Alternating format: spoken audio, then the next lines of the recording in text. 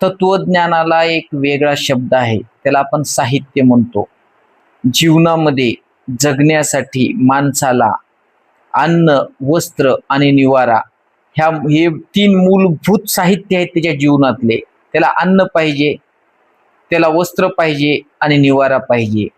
पण माणसाची प्रगती होत होत असताना त्याला मोटार गाड्या लागल्या, चांगले घरं लागले, भांडी कोंडी लागली, बर्तन लागले, कूलर लागले, फ्रीज लागले, टीव्ही मनोरंजनाचे साधनं लागले आणि वेगवेगळं साहित्य वाढत गेलं.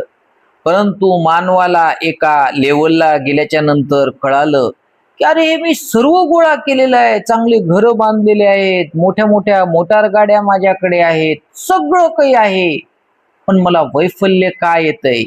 माझ्या जीवनात अशी कोणती गोष्ट विसरून राहिल्यासारखी वाटते आहे आणि मला भीती वाटते आहे. मी माझ्या हातातून काहीतरी निष्ठून चालल्यासारखं वाटतंय आणि तिथं भय निर्माण होतं. त्या ठिकाणी वैफल्य निर्माण होतं.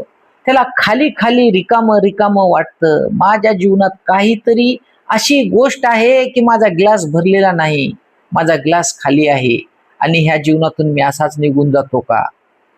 ह्या भयाच्या वेळेस त्याला ते तत्वज्ञान वापरावं लागतं.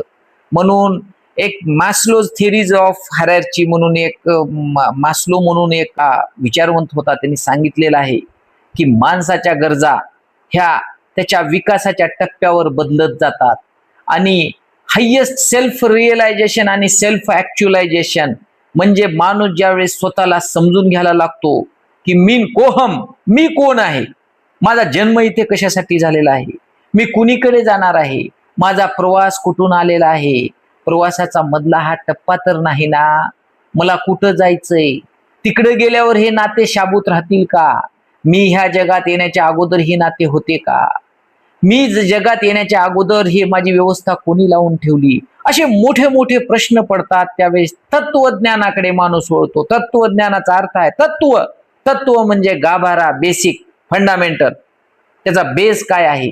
मग त्या बेसच्या मुळावर जातो आणि त्याला कळतं की तत्व एक आहे, फंडामेंटल एक आहे. त्या एका तत्वावर समस्त जीवसृष्टी उभा राहिलेली आहे.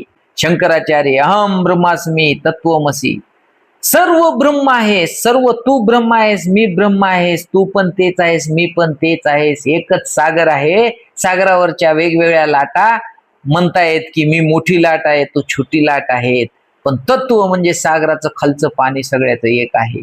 तर त्या ठिकाणी माणसाला तत्वज्ञानाची आवश्यकता लागते. त्या ठिकाणी माणसाला एका ठिकाणी साहित्याची आवश्यकता असते आणि शेवटचं साहित्य, हायेस्ट, वरच्या टोकावरचं, ते म्हणजे तत्वज्ञान, ते म्हणजे फिलॉसॉफी.